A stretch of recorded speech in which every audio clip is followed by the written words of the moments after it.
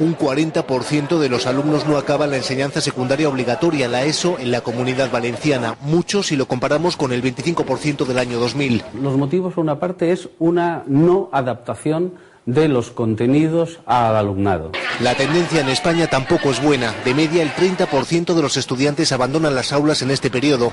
4 puntos más que hace 9 años, cuando se implantó la LOCSE y las transferencias en educación pasaron a manos de las comunidades autónomas.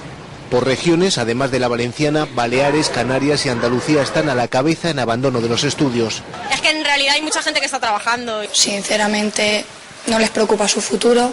Los que menos dejan las aulas son los alumnos, sobre todo del norte. Asturias, País Vasco y Navarra reflejan los mejores datos. Supongo que igual los aitas meterán más caña. Porque aquí estamos algo más sensibilizados con ese tema, más preocupados. Con tantos cambios, a mí me parece que así no vamos a ningún lado.